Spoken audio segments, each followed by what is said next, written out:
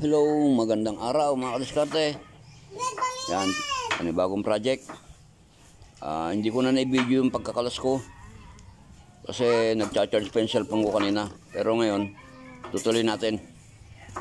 Magpapalit tayo ng steering head bearing ng Mio Sol-I. Bali, wala pa raw 1 year to. Itong bearing nito kapapalit lang, wala pang 1 year nadurog agad. Yan kasi ang mahirap sa replacement bearing kumpara sa original.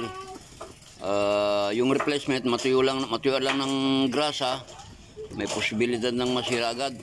Hindi katulad ng original na bearing, genuine, na talagang tested na tumatagal. Kaya sabi ko doon sa may-ari, bumili na lang siya ng genuine para hindi siya palit ng palit. Ano titalikan be? Ito yung bearing na pinalitan namin. Knuckle bearing siya. Yan, wala pa raw 1 taon. Durog na. Yan na yung sinapit niya. Kaya nagpabili na ako ng genuine.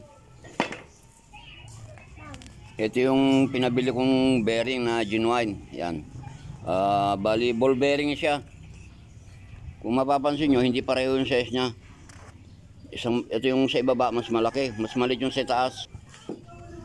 Na ikabit ko na rin yung pinaka base nya. Yan, para mailagay na natin yung bearing, pinaka ball bearing nya.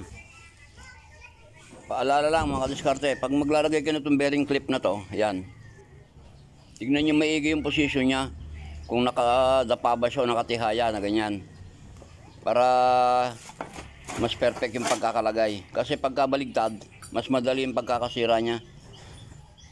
Ganito yung position na nakadapa, paumbok siya.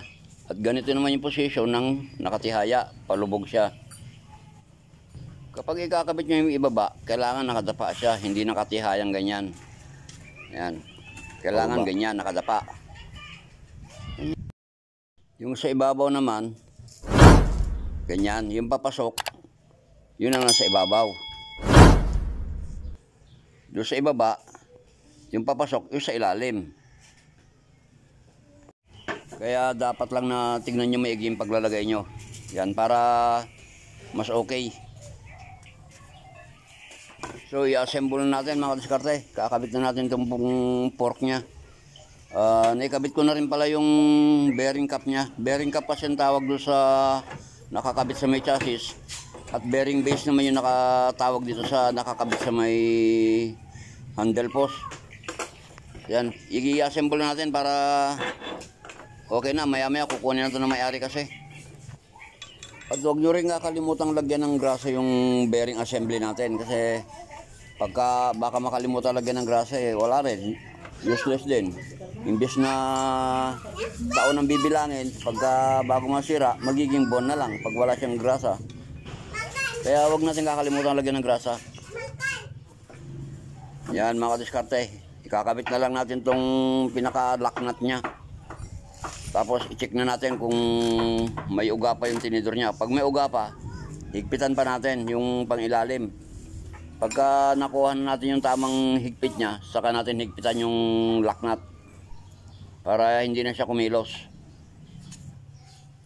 Isa pang tip mga kadiskarte, kapag magkakabit ka ng bagong butterfly, tignan nyo itong position ng 3 tornilyong to. Yan, kung baka mabaliktad yung pagkakakabit nyo, hindi nyo na maikabit yung tapaludo nya. Yan. Kailangan i-check nyo rin maigi. So yan, kadiskarte, okay na. At naikabit na rin natin tong gulong nya. Yun na lang sa ibabaw, yung dashboard.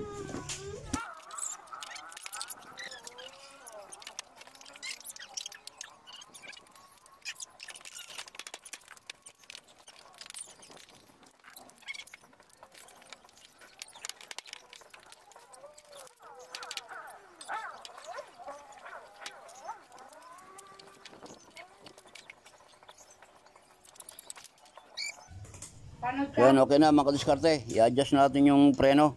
Kasi pinalawagan natin kanina Sa anong mamaanak? para matanggal natin yung pork niya.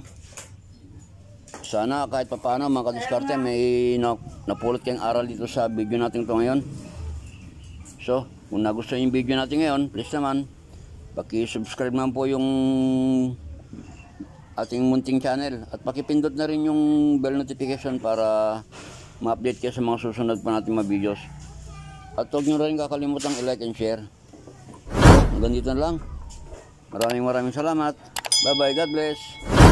At mabuhay po kayo.